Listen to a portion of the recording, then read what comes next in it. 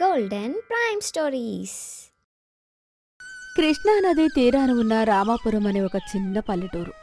ఆ ఊరిలో లింగయ్య అనే ఒక పేద రైతు తన భార్య లక్ష్మితో కలిసి జీవిస్తూ ఉండేవాడు. అతనికి నది పక్కనే 2 ఎకరాల పొలం ఉంది. ఆ పొలంలో వరి సాగు చేసుకుంటూ జీవనం సాగించేవాళ్ళు. ఒకరోజు ఉదయం సూర్యుడు ఉదయిస్తున్నాడు. లక్ష్మి, చూసావా ఈరోజు ఆకాశం ఎంత ఎర్రగా ఉందో? ఎండలు బాగా ముదిరేలా ఉన్నాయి. మన పొలానికి త్వరగా వెళ్లి చేలో కలుపు తీయాలి. సరేనండి, మీకోసం గిన్నెలో చద్దన్నం, ఉల్లిపాయ మూట కట్టాను, ఇదిగోండి తీసుకోండి. నువ్వు నాతో పాటు రావడం లేదా లక్ష్మి? ఈరోజు పొలంలో పని ఎక్కువగా ఉంది. రాకుండా ఎలా ఉంటానండి? ఇంట్లో పాలు కాగబెట్టి ఇప్పుడే వస్తాను. మీరు ముందుకు సాగండి, నేను వెనకే వస్తాను. సరే అని లింగయ్య నది పక్కనే ఉన్న తన పొలానికి చేరుకున్నాడు. ఆ పొలమే ఆ దంపతులకు సర్వస్వం. నది నీరు ఎప్పుడూ ఆ పొలాన్ని తాకుతూ ప్రవహించడం వల్ల ఆ నేల ఎప్పుడూ పచ్చగా తేమగా ఉండేది. కొద్దిసేపటికే లక్ష్మి కూడా పొలానికి వచ్చింది. ఇద్దరూ కలిసి ఎంతో ఆనందంగా వరిచేలో పనిచేయడం ప్రారంభించారు. ఆ వరి కంకులు అప్పుడే పాలు పోసుకుని పసుపు పచ్చగా మెరుస్తున్నాయి. ఏమండి, చూడండి, ఈ ధాన్యం కంకులు ఎంత బరువుగా ఉన్నాయో, అచ్చం బంగారు నాళల్లా మెరుస్తున్నాయి. ఈసారి వరి పంట చాలా అద్భుతంగా వచ్చింది. అంతా నది తల్లి చలవే లక్ష్మి. ఈ ఎండాకాలం కరువులో కూడా మన పొలానికి నీరు సమృద్ధిగా అందడం వల్లే మనకు ఆ మాత్రం పంట చేతికి వచ్చింది. నిజమేనండి, భూమిని నమ్ముకున్న వాడికి ఆ దేవుడు ఎన్నటికీ ఆకలితో ఉంచడు. మన శ్రమకు తగ్గ ప్రతిఫలం దక్కుతుంది. అవును లక్ష్మి, ఈసారి వచ్చే ధాన్యం అమ్మగా వచ్చిన డబ్బులతో మన ఇంటి కప్పుకు మరమ్మతులు చేయాలి. ఈసారి వర్షాలు బాగా పడేలా ఉన్నాయి. పైకప్పు కారుతుంది. 10 రోజుల తర్వాత లింగయ్య వరి కోసి కుప్పనూర్చి ధాన్యాన్ని బస్తాల్లో నింపాడు. ఆ బస్తాలన్నింటినీ ఎడ్లబండి మీద వేసుకుని పక్క ఊరి సంతకు బయలుదేరాడు. అదే సమయంలో ఆ ఊరి జమీందారు జగన్నాథం గారు తన ఇంటి ముందు దర్జాగా కూర్చుని ఉన్నారు. ఆయనకు నదికి ఎగువ భాగాన చాలా ఎకరాల మెట్ట పొలాలు ఉన్నాయి. జమీందారు తన గుమస్తా రంగయ్యతో కలిసి పొలాల గురించి మాట్లాడుతూ ఉండగా లింగయ్య ఎడ్లబండి బస్తాలతో తన ఇంటి ముందు నుంచే వెళ్లసాగింది. జమీందారు ఆ ధాన్యం బస్తాల్ని చూసి, ఏరా లింగయ్య, బండి నిండా ధాన్యం బస్తాలు వేసుకుపోతున్నావు. నీ పొలంలో పంట బాగా పండినట్టు ఉంది. ఎక్కడికి ప్రయాణం? నమస్కారం జమీందారు గారు. అవునండి, ఎప్పటిలాగే ఈసారి కూడా ఆ నది తల్లి దయ వల్ల వరి పంట చాలా బాగా వచ్చిందయ్యా. పక్క ఊరి సంతకు తీసుకెళ్తున్నాను. అంతా బాగానే ఉంది, కానీ నీ ఆ 2 ఎకరాల చిన్న పొలంలో ఇన్ని బస్తాల ధాన్యం ఎలా పండిందిరా? మా 100 ఎకరాల పెద్ద పొలాల్లో గింజలు కూడా సరిగ్గా మొలవడం లేదు. అది నా గొప్పతనం కాదయ్యా. నది పక్కనే నా పొలం ఉండటం వల్ల నేల ఎప్పుడూ తడిగా ఉంటుంది. నా పొలానికి తడి బాగా అందుతుంది అని అమాయకంగా చెప్పి వెళ్లిపోయాడు. జమీందారు ముఖంలో స్వార్థం, అసూయ కనిపించసాగాయి. గుమస్తా వైపు కోపంగా తిరిగాడు. యారా రంగయ్య, వాడు చిన్న కూలి. వాడికి ప్రతి ఏడు అంత పెద్ద పంట ఎలా వస్తుంది? మన పొలాల్లో ఎందుకు రావడం లేదు? అదేంటయ్యా అలా అడుగుతారు? వాడి పొలం నదికి ఆనుకుని కింద ఉంది కదండి. పంపులు వేయకపోయినా భూమి లోపల నుంచి నీరు పారి పంట బాగా వస్తుంది. మరి మన ఎగువ పొలాల పరిస్థితి ఏంటి రంగయ్య? నేను బోర్ల కోసం ఇంత పెట్టుబడి పెట్టినా ఒక్క బస్తా కూడా సరిగ్గా రావడం లేదు. మన పొలాలేమో ఎగువన రాతి నేల మీద ఉన్నాయి బాబు. నది నీరు అంతా పైకి ఎక్కుతుంది కదండి. వర్షాలు బాగా పడితేనే మనకు పంట, లేదంటే ఇలాగే ఎండాల్సిందే. అంటే ఆ కింద ఉన్న పొలంలో ఎప్పుడూ బాగా పడుతుందన్నమాట. ఎలాగైనా ఆ నది పక్కన ఉన్న పొలాలను కొనాలిరా.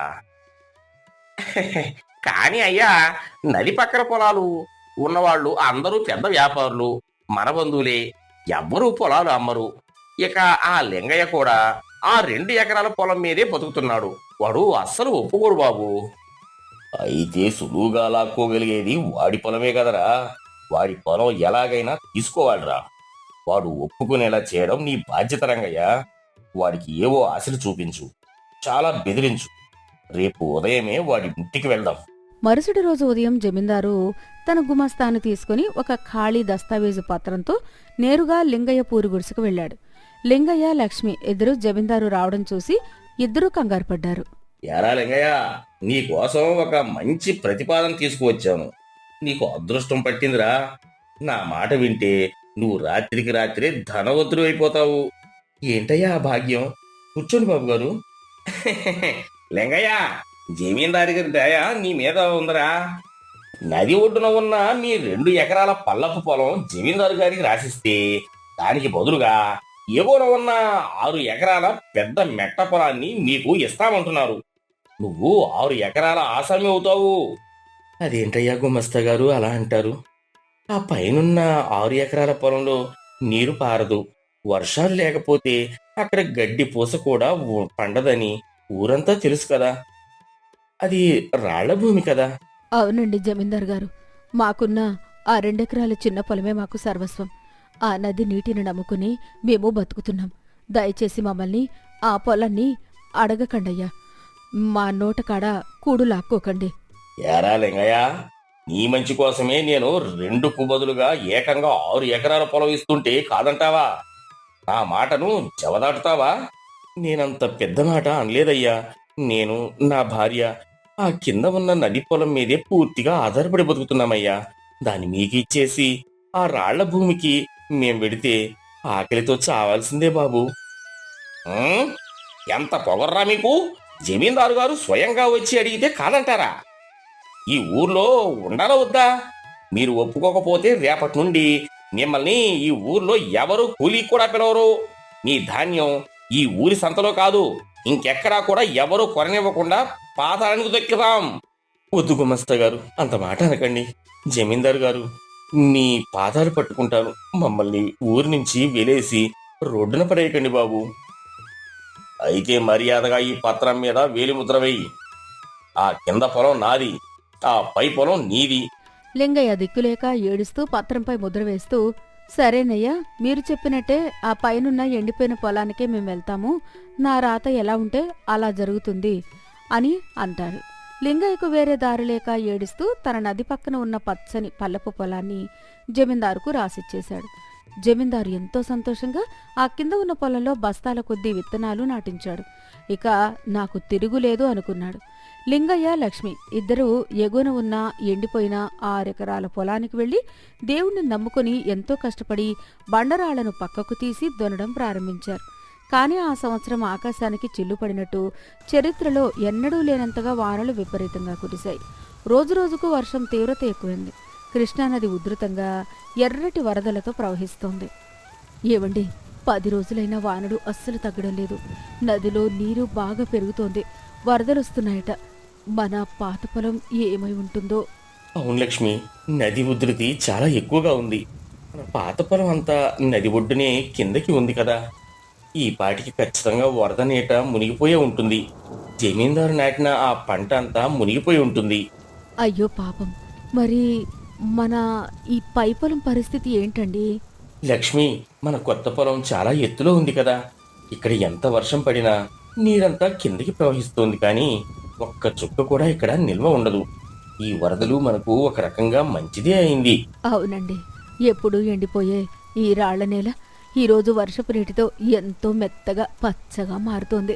చూసావా లక్ష్మి, ప్రకృతి ఆటలు ఎంత వింతగా ఉంటాయో. మనుషులు ఆస్తి కోసం మనల్ని మోసం చేసిన ఆ భగవంతుడు పేదవాణ్ణి ఎప్పుడూ చేయి విడవడు. లింగయ్య అన్నట్టే నది వరద తీవ్రతకు కింద ఉన్న పల్లపు పొలాలన్నీ పూర్తిగా మునిగిపోయాయి. జమీందారు ఎంతో ఆశగా తన కింద పొలంలో నాటించిన వరి పంట అంతా వరద నీటిలో కొట్టుకుపోయింది. కాని విచిత్రంగా ఎగువన ఉన్న లింగయ్య పొలానికి ఆ వర్షపు నీరు ఎంతో బాగా అందింది. 6 ఎకరాలు కావడంతో లింగయ్యకు మునిపెన్నడూ లేనంత పెద్ద ఎత్తున 100 బస్తాల ధాన్యం చేతికి వచ్చింది. లింగయ్య అదృష్టం మారిపోయింది. లింగయ్య పండించిన బస్తాల కొద్దీ పంటను చూసి జమీందారు జగన్నాథం గారికి మళ్లీ కడుపులో కుళ్ళు దురాశ పుట్టాయి. తన కింద ఉన్న పొలం వరదలో మునిగిపోయిందని, లింగయ్య పై పొలంలో మాత్రం ఏకంగా 100 బస్తాల పంట బాగా పండిందని తెలిసి ఆయన తట్టుకోలేకపోయాడు. జమీందారు జగన్నాథం పొలాన్ని వెనక్కి తీసేసుకోవాలి అని అనుకున్నాడు. వెంటనే గుమస్తా రంగయ్యను పిలిపించాడు. చూసావా రంగయ్య, ఆ లింగయ్య గారికి ఎంత పంట వచ్చిందో. కింద ఉన్న మన పొలమేమో మునిగిపోయింది, వాడికిచ్చిన పై పొలమేమో బంగారమైంది. రేపు ఉదయమే వాడి దగ్గరికి వెళ్ళి మన పొలం తీసుకుందాం. వద్దయ్యా జమీందారు గారు, మనం ప్రకృతితో ఆటలాడకూడదు బాబు. నా మాట వినండి. ఎందుకురా రంగయ్య? అయ్యా, వచ్చే ఏడాది ఇలాగే వానలు పడతాయని ఏముంది బాబు. వచ్చే ఏడాది వానలు పడక కరువు వస్తే మన పై పొలాలు పూర్తిగా ఎండిపోతాయి కదా. వాడి అదృష్టంతో మనం పోటీ పడలేము. కాని జమీందారు ఆ మాటలు వినలేదు. మరుసటి రోజు బలవంతంగా లింగయ్యను పిలిపించి బెదిరించి మళ్ళీ తన 6 ఎకరాల పై పొలాన్ని వెనక్కి తీసేసుకున్నాడు. లింగయ్య ఏమీ చేయలేక విధిని తిట్టుకుంటూ మళ్ళీ తన పాతదైన 2 ఎకరాల కింద పొలానికి వెళ్ళిపోయాడు. 2వ సంవత్సరం రాని వచ్చింది. గుమస్తా రంగయ్య ఊహించినట్టే ఆ సంవత్సరం వరుణదేవుడు కరుణించలేదు. వర్షాలు అస్సలు పడలేదు. ఎండలు భగభగా మండిపోతున్నాయి. నదిలో కూడా నీటి మట్టం చాలా తగ్గిపోయింది. తీవ్రమైన కరువు వచ్చింది. ఎగున ఉన్న జమీందారు గారి 6 ఎకరాల పొలం వర్షాలు లేక బీటలు వారింది. జమీందారుకు ఈ సంవత్సరం ఒక్క గింజ కూడా ఇంటికి రాలేదు. కాని లింగయ్య ఇంటి పరిస్థితి వేరు. ఏవండి, జమీందారు గారి పై పొలం అంతా ఎండిపోయిందట. కాని మన ఈ కింద పొలం చూడండి ఎంత పచ్చగా ఉందో. అవును లక్ష్మి, మనది నదికి ఆనుకుని ఉన్న పల్లపు నేల కదా. వర్షాలు పడకపోయినా నదిలో ఉన్న ఆ కొద్దిపాటి నీరు తేమ మన నేలను తడిగా ఉంచింది. నేను అందుకే వరి కాకుండా ఈసారి తెలివిగా తక్కువ నీరు అవసరమయ్యే కూరగాయలు, వంకాయలు, టమాటాలు, బెండకాయలు నాటాను. అవునండి, చెట్టు నిండా కూరగాయలే. ఊర్లో ఎవరికీ పండలేదు కాబట్టి మన కూరగాయలకు సంతలో భలే ధర వస్తోంది. కిలో 50 రూపాయలు పెట్టినా కొంటారు. నిజంగానే ఆ కరువు కాలంలో ఊరందరికీ లింగయ్య పల్లపు పొలమే దిక్కైంది. ఆ నది తల్లి చల్లని దయ వల్ల వాడికి అద్భుతమైన దిగుబడి వచ్చింది. కూరగాయలమ్మి లింగయ్య కళ్ళు చెదిరే లాభాలు గడించాడు. ఇదంతా చూస్తున్న జమీందారు జగన్నాథం గారికి తల తీసేసినంత పనైంది. ప్రకృతి తనకు ఇచ్చిన 2 ఎదురు దెబ్బలకు ఆయనకు గర్వం అణిగిపోయింది. చూశారా జమీందారు గారు, నేను ముందే చెప్పాను. ఆ లింగయ్య అదృష్టవంతుడు. పరాయివాడి సొమ్మును, కష్టాన్ని మోసంతో లాక్కుంటే ప్రకృతి కూడా మనకు ఎన్నటికీ అండగా నిలవదని ఇప్పుడు అర్థమైందే కదా బాబు. జమీందారు సిగ్గుతో తల దించుకున్నాడు. ఆ రోజు నుండి ఆయన లింగయ్య జోలికి, వాడి పొలం జోలికి వెళ్లడం మానేశాడు. ఒకరోజు రాత్రి లక్ష్మీ దీపం వెలుగులో కూర్చుని భర్తతో మాట్లాడుతుంది. ఏమండి, జమీందారు గారి అత్యాశకు పోయి మన పొలం లాక్కుంటే దేవుడు మనకు వరదలొచ్చి పై పొలంలో పంటిచ్చాడు. ఆ తర్వాత ఆయనే పై పొలం లాక్కుంటే ఈసారి కరువు వచ్చి మన కింద పొలంలోనే అద్భుతమైన కూరగాయల పంట పండింది. మనుషులు మోసం చేసినా దేవుడు మనల్ని వదల్లేదు. అవును లక్ష్మి, మన కాయ కష్టం, మన నిజాయితీనే మనకు దేవుడు ఇచ్చిన నిజమైన అదృష్టం. నిజమేనండి. ఆ నది తల్లి, ఆ ఆకాశ దేవుడు మనల్ని చల్లగా కాపాడారు. మీలాంటి కష్టపడే తత్వం ఉన్న భర్త దొరకడం నా అదృష్టమండి. లక్ష్మి, ఈసారి వచ్చిన లాభంతో మనలాగే కష్టపడే ఊళ్ళో వాళ్లకు కూడా కాస్త అన్నదానం చేసి సాయం చేద్దాం. చాలా మంచి ఆలోచనండి. మీ వెంటే నేను ఉంటాను. అలా లింగయ్య తనకు లభించిన ఆ సంపదతో ఏమాత్రం గర్వపడకుండా నిగర్విగా ఊర్లో ఉన్న పేదవారికి, ఆకలితో అలవటించేవారికి నిత్యం కూరగాయలు, ఎంతో సుఖ సంతోషాలతో తృప్తిగా జీవించారు. గోదావరి జిల్లాలోని పచ్చని పొలాల మధ్య పాడి పంటలతో తులతూగే నరసాపురం పల్లెటూరు. ఆ ఊరి గాలిలో ఎప్పుడూ పచ్చని వరి పొలాల సువాసన, పల్లెటూరి స్వచ్ఛత కలిసి ఉంటాయి. అక్కడ వెంకట్రావు అనే పెద్ద రైతు ఉండేవాడు. ఆయన చాలా ఖచ్చితమైన మనిషి, శ్రమను నమ్ముకున్నవాడు. ఆయన భార్య సీతమ్మ వంటల గురించి ఆ చుట్టుపక్కల 10 ఊర్లలో కూడా గొప్పగా చెప్పుకునేవారు. వాళ్ళ ఏకైక కూతురు గౌరీ. గౌరీ ఎంత అందమైందో ఆమె వంట అంత దారుణంగా ఉంటుంది. గౌరీని పక్కూరులో ఉండే రాముకి ఇచ్చి అంగరంగ వైభవంగా పెళ్లి చేశారు. రాము చాలా మంచివాడు, పైగా ఎంతో ఇష్టంగా తినే భోజన ప్రియుడు. పెళ్లికి ముందు అద్భుతమైన వంటలు తిని పెరిగిన రాముకు పెళ్లైన కొత్తలో భార్య వంటల దెబ్బకు పగలే చుక్కలు కనిపిస్తున్నాయి. రాము ఆకలితో కడుపు పట్టుకుని నీరసంగా కూర్చుని ఉంటాడు. గౌరీ లోపల నుంచి ఒక పళ్ళెంలో అన్నం, కూర తీసుకుని వస్తుంది. ఆ కూర నుంచి ఎప్పుడూ వచ్చే మాడిన వాసన వస్తూ ఉంటుంది. ఏమండి, ఈరోజు మీకోసం నా చేతులతో ప్రత్యేకంగా వంకాయ కూర చేశానండి. ఎప్పుడు ఆకలి అంటారు కదా, ఈరోజు కడుపు నిండా తినండి. దేవుడా, నా పెళ్ళాం చేతి వంకాయ కూర, నిన్న చేసిన బెండకాయ కూర తింటేనే నా పేగులు అల్లకల్లోలం అయిపోయాయి. రాత్రంతా కడుపు నొప్పితో చచ్చాను. ఈరోజు ఈ మాడిన వంకాయ నా ప్రాణాలు తీయడం ఖాయం. ఇలాగైతే నేను ఎన్నాళ్ళు బతుకుతానో ఏమో. ఏంటండి అలా చూస్తున్నారు? ముద్ద కలుపుకోండి, నేను దగ్గరుండి తినిపిస్తాను. ఆహా, ఏముంది వాసన! వంకాయ అంటేనే కూరలకు మహారాజు. అందులోనూ నువ్వు నీ చేతులతో చేస్తే అది సాక్షాత్తు అమృతమేలే గౌరీ. రాము భయపడుతూనే కళ్ళు మూసుకుని ఒక ముద్ద నోట్లో పెట్టుకుంటాడు. ఉప్పు ఎక్కువై కూర మాడిపోయి ఒక్కసారిగా నాలుక చురుక్కుమంటుంది. బావుందా అండి? బాగుండటం ఏంటి గౌరీ, అద్భుతం, మహా అద్భుతం. ఈ ఉప్పు, ఈ మాడిన వంకాయ, అబ్బబ్బబ్బా! మా అమ్మ కూడా తన జీవితంలో ఎప్పుడూ ఇలా చేయలేదు తెలుసా. ఈ జన్మకిది చాలు. అయితే ఆ పళ్ళెంలో ఉన్నదంతా మీరే తినియండి. నేను వెళ్ళి పెరట్లో బట్టలు ఆరేసి వస్తాను. గౌరీ వెళ్ళగానే రాము ప్రాణం లేచొచ్చినట్టు ఊపిరి పీల్చుకుంటాడు. ఆ అన్నం మొత్తం తీసుకెళ్లి పెరట్లో ఉన్న వీధి కుక్కకు వేస్తాడు. ఆ కుక్క దాన్ని వాసన చూసి ఒక్క అడుగు వెనక్కి వేసి బెంబేలెత్తి పారిపోతుంది. కుక్క కూడా పారిపోయింది. నా పెళ్ళాం వంట తినడానికి కుక్కలు కూడా భయపడుతున్నాయంటే నా బతుకు ఎంత దారుణంగా తయారైందో ఏమో. రామా, నన్ను ఎవరో ఒకరు త్వరగా కాపాడాలయ్యా దేవుడా. కొన్ని నెలలు గడిచాయి. భార్య పెట్టే అద్భుతమైన వంటలు తిని రాము బరువు తగ్గిపోయి పీలగా తయారవుతాడు.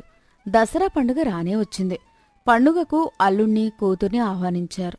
రాము తన ఊరు నుంచి ఎడ్లబండి మీద నరసాపురం వస్తుంటే దారి పొడవునా చల్లటి గాలి, పచ్చని చెట్లు అతనికి స్వాగతం పలికాయి. అత్తగారింటికి వెళ్లగానే రాముకు సీతమ్మగారి చేతి వంట రుచి తెలిసొచ్చింది. ఇల్లంతా పిండి వంటల సువాసనలతో నిండిపోయి ఉంది. సీతమ్మ ఒక పెద్ద అరిటాకు వేసి అందులో ఆవిర్లు కక్కుతున్న అన్నం వడ్డిస్తుంది. అందులో కమ్మటి ముద్దపప్పు, దానిమీద కరిగించిన స్వచ్ఛమైన ఆవు నెయ్యి జారుతుంటే ఆ పక్కనే ఎర్రగా నిప్పులాంటి ఆవకాయ పచ్చడి ఊరిస్తోంది. ఇంకో పక్క మట్టి దాకలో వండిన గోదావరి నది చేపల పులుసు ఇల్లంతా గుమగుమలాడిస్తోంది. రాము కడుపులో ఎలుకలు పరుగెడుతుండగా కళ్ళప్పగించి ఆకలితో ఆకువైపు చూస్తూ ఉంటాడు. అల్లుడిగారు, మీకోసం ప్రత్యేకంగా మన గోదావరి చేపలు తెప్పించి వండాను నాయనా. మొహం అలా పీకుపోయిందేంటి బాబూ? మా అమ్మాయి ఏమైనా సరిగ్గా పెడుతుందా లేదా? ముందు ఈ ముద్దపప్పు నెయ్యి కలుపుకొని తిను. తినబోయే అల్లుడు, మొహమాట పడకు. మా నరసాపురం వంటలంటే మామూలుగా ఉండవు. అందులోనూ మా ఆవిడ చేతి వంట అంటే గోదావరి జిల్లాలోనే ఫేమస్. రాము ముద్దపప్పు ఆవకాయ పచ్చడి కలుపుకొని ఒక ముద్ద నోట్లో పెట్టుకుంటాడు. అతని ముఖంలో ఒక్కసారిగా కోటి కాంతులు వెలుగుతాయి. ప్రాణాలు లేచొచ్చినట్లు అనిపిస్తుంది. ఆహా అత్తయ్య, మీ చేతుల్లో ఏమైనా మాయ ఉందా? ఈ నెయ్యి, ఆ ఆవకాయ నా గొంతులోకి అమృతంలా జారిపోతుంది అత్తయ్య. నా పెళ్ళయ్యాక అసలైన భోజనం ఇప్పుడే తింటున్నాను నేను. ఈ నర్సాపురం చేపల పులుసుకి సాటి ఈ భూలోకంలో ఏదీ రాదు. చూశారా అండి మా అమ్మ చేతి వంట ఎలా ఉంటుందో? రాము మనసులో విసుక్కుంటూ, మీ అమ్మ వంట దేవేంద్రుడికి పెట్టినా తక్కువేనే రంభ. కానీ నీ వంట ఆ యమధర్మరాజుకు పెట్టినా చచ్చి ఊరుకుంటాడు. నా పెళ్ళాం చేతి వంట కన్నా అత్తగారి చేతి వంట కోసం నేను ఈ నరసాపురంలోనే కొన్నాళ్లు తిష్టవేయాలి. ఎలాగైనా నా ప్రాణాలు నిలబెట్టుకోవాలి. రాము రాక్షసుల్లా 4 సార్లు అన్నం వడ్డించుకుని పళ్ళం ఖాళీ చేసి చేపల పులుసు జుర్రుకుంటూ తేన్పు వచ్చేలా కడుపు నిండా తింటాడు. పండుగ అయిపోయి 4 రోజులు గడిచాయి. చుట్టాలంతా ఎవరిళ్లకు వాళ్లు వెళ్ళిపోయారు. కాని అల్లుడు రాము మాత్రం వెళ్లే పేరు ఎత్తడం లేదు. పొద్దున్నే లేవడం, అత్తగారు వండిన వేడివేడి గారెలు, నాటుకోడి బిర్యానీలు, పాయసాలు లాగించడం, ఆ తర్వాత వరండాలో మంచం మీద పడుకుని గురకపెట్టడం, ఇదే పనిగా పెట్టుకున్నాడు. ఈ వ్యవహారం చూసి శ్రమను నమ్ముకున్న వెంకట్రావుకు చిర్రెత్తుకొచ్చింది. నరసాపురం ఊరి పెద్దగా తన అల్లుడి సోమరితనం చూస్తుంటే ఊళ్ళో వాళ్లు ఏమనుకుంటారు అన్న బెంగ పట్టుకుంది. వెంకట్రావు సీతమ్మతో కోపంగా, ఏంటే నీ అల్లుడి వ్యవహారం? పండగ అయిపోయి వారం అవుతోంది, ఊరి కదిలే ఆలోచన లేదు. ఉదయం లేవగానే వేడివేడి ఇడ్లీలు, మధ్యాహ్నం కోడి కూరలు, సాయంత్రం పకోడీలు, రాత్రికి చేపల పులుసులు. వాడి తిండి చూస్తుంటే నాకే భయమేస్తుంది. అసలు వీడేమైనా మహారాజు అనుకుంటున్నాడా? వీడు ఈ నరసాపురంలోనే శాశ్వతంగా ఉండిపోయేలా ఉన్నాడు. అయ్యో, అదేంటండి అలా అంటారు? నీ బొంద, వాడిని ఎలాగైనా వాళ్ళ ఊరికి పంపించేయాలి. నేను వాడికి ఒక కష్టమైన పని చెబుతాను. ఆ పని చూసి వాడే భయపడి రాత్రికి రాత్రే ఉడాయిస్తాడు చూడు. అప్పుడే రాము ఆవలిస్తూ బయటకు వస్తాడు. మామగారు, నర్సాపురం వాతావరణం భలే చల్లగా ఉంది కదా? అత్తయ్య గారు, ఆ చలికి కాస్త వేడివేడిగా మిరపకాయ బజ్జీలు వేస్తారా? వేస్తుందయ్యా అల్లుడు గారు. బజ్జీలే కాదు, మధ్యాహ్నానికి నీకు ఇష్టమైన నాటుకోడి బిర్యానీ కూడా చేస్తుంది. కానీ కానీ ఏంటి మామగారు, చెప్పండి. అదే అల్లుడు, ఈరోజు మా పనోళ్ళు ఎవరూ రాలేదు. పొలంలో ఆ చివరగట్టు ఒకటి బాగా గట్టి పడిపోయి ఉంది.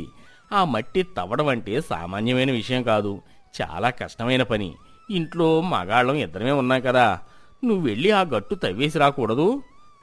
ఇక్కడ మన ఊళ్ళో అల్లుళ్ళు పొలం పనులు చేయకపోతే నా పరువు పోతుంది. నాన్నగారు, ఆయన ఎప్పుడూ మట్టి పని చేయలేదు. ఆయనకెందుకు ఆ కష్టాలు? రాము తనలో తాను, పొలం పనులు చేస్తే ఒళ్ళు నొప్పులు వస్తాయి, ఎండకు చర్మం నల్లబడుతుంది. కానీ ఈ ఇంటికి వెళితే మళ్ళీ గౌరీ వండే మాడిన అన్నం, ఆ రాతి బండల్లాంటి ఇడ్లీలు తిని చావాలి. ఇక్కడ 2 గంటలు ఆ నల్లరేగడి మట్టి తవ్వి కష్టపడితే మధ్యాహ్నానికి అత్తగారు వండే గుమగుమలాడే నాటుకోడి బిర్యానీ దొరుకుతుంది. ఆ అమృతం ముందు ఈ కష్టం ఒక లెక్క. ఇప్పుడే నేను నర్సాపురం నుంచి కదిలే ప్రసక్తే లేదు. దానిదే ఉంది మామగారు, మీరు చెప్పాలే కానీ నా శరీరంలో రక్తం ఉరకలేస్తుంది. మీరు పార ఇవ్వండి. ఆ గట్టు కాదు కదా, ఆ కొండనైనా తవ్వేసి వస్తాను. అత్తయ్య, నేను వచ్చేసరికి ఆ నాటుకోడి బిర్యానీ పొయ్యి మీద సిద్ధంగా ఉంచండి. అల్లుడి ఉత్సాహం చూసి వెంకట్రావుకు మైండ్ బ్లాంక్ అవుతుంది. ఇది తను ఊహించని పరిణామం కావడంతో నోరెళ్లబెట్టి చూస్తుండిపోతాడు. రాము పారపట్టుకుని పొలానికి వెళ్తాడు. నరసాపురం పొలాల్లోకి దిగినా అతని కళ్ల ముందు ఎప్పుడూ సీతమ్మ వండే బిర్యానీ మాత్రమే కనిపిస్తుంటుంది. ఆ ఆశతో ఎంత కష్టమైన పనైనా సరే చిరునవ్వుతో చెమటలు చిందిస్తూ వేగంగా పూర్తి చేసేస్తాడు.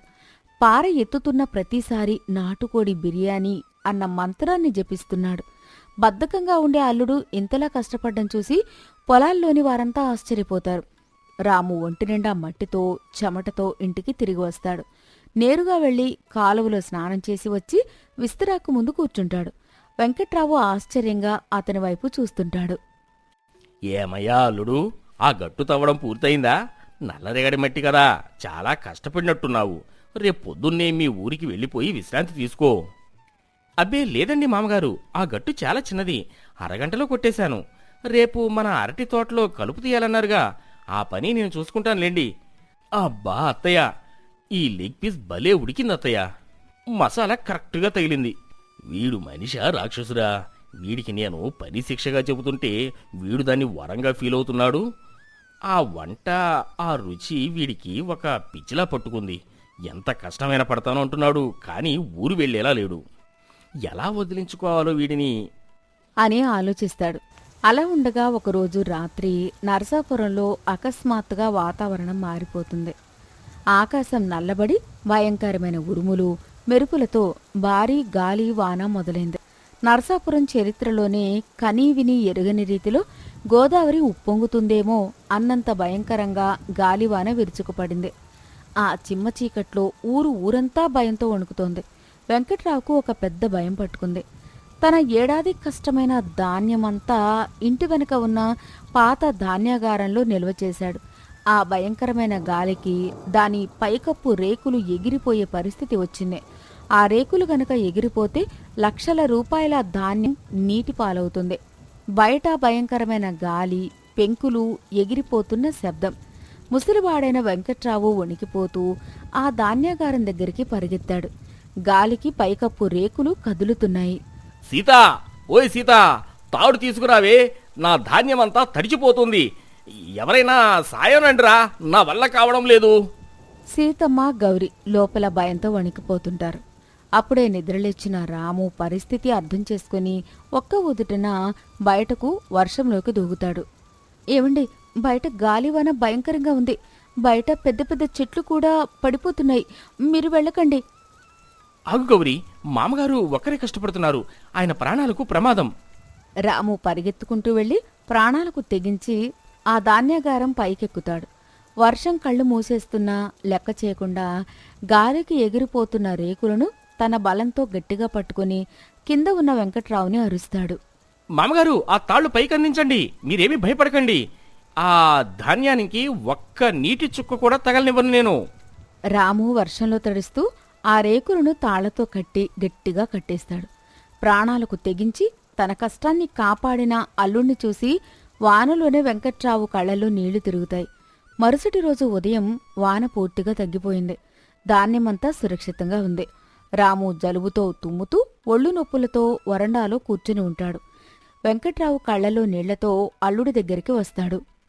రాము, నన్ను క్షమించరా బాబు. చలికి ఎలా వణికిపోతున్నావో. నువ్వు కేవలం ఇక్కడ కూర్చొని తినడానికి ఉన్నావని, పనీపాట లేని తిండిపోతువని నిన్ను నేను తప్పుగా అనుకున్నాను. నిన్ను వదిలించుకోవాలని ఎన్నో కష్టమైన పనులు చెప్పాను. కానీ నిన్న రాత్రి నా ధాన్యాన్ని నీ ప్రాణాలకు తెగించి కాపాడావు. నా కష్టాన్ని నీ కష్టంగా భావించావు. నీలాంటి అల్లుడు దొరకడం నా అదృష్టంరా. అదేంటి మామగారు, మీరు నా తండ్రి లాంటివారు. కుటుంబం అన్నప్పుడు ఒకరికొకరు సాయం చేసుకోకపోతే ఎలా? అవును రాము, ఇక నుంచి ఈ ఇల్లు నీదే. నీ ఇష్టం వచ్చినన్ని రోజులు సంతోషంగా ఉండు. నువ్వు అడిగినవన్నీ మా ఆవిడ వండి పెడుతుంది. అదంతా సరే కాని మామగారు, నేను నర్సాపురంలో ఎక్కడే ఉండిపోయింది కేవలం మీ మీద ప్రేమతో మాత్రమే కాదు. అసలు నిజం వేరే ఉంది. అసలు నిజమా? ఏంటయ్యా అది? రాము గౌరీ వైపు చూస్తూ, ఇంటికి వెళితే మీ అమ్మాయి చేసే వంట తినలేక ఆమె చేసే వంకాయ కూరలో ఉప్పు సముద్రాన్ని తలిపిస్తుంది. పెసరపప్పులో మాడిన వాసన భరించలేక నేను ఎక్కడే ఉండిపోయాను. నా పొట్ట పగిలిపోయేలా ఉంది తెలుసా? అందుకే అమ్మా గౌరీ, నీకు కనీసం అన్నం కూర వండటం వచ్చేదాకా నేను ఈ నర్సాపురం గడప దాటేదే లేదు. కావాలంటే రోజు మీ నాన్నగారి పొలంలో 2 గట్లు ఎక్కువ తవ్వుతాను. కానీ పస్తులు మాత్రం ఉండలేను. ఆమెకు వంట నేర్పించే బాధ్యత అత్తగారిదే.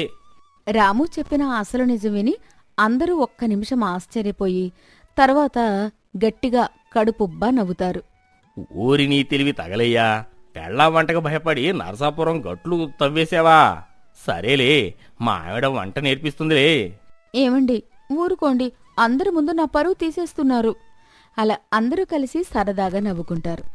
కుటుంబ బంధాలంటే ఇలాగే ఉంటాయి. చిన్న చిన్న లోపాలున్నా వాటిని సర్దుకుపోతూ ఆపద వచ్చినప్పుడు ఒక్కటిగా నిలబడ్డమే నిజమైన బంధం. సీతమ్మ దగ్గర వంట నేర్చుకుని తన భర్తకు ప్రేమగా వడ్డించడానికి గౌరీ సిద్ధమవుతుంది. రాము అత్తగారింటి భోజనాన్ని, అత్తగారి ప్రేమను ఇంకా కొన్నాళ్లు నరసాపురంలో ఆస్వాదించడానికి తీర్మానించుకుంటాడు.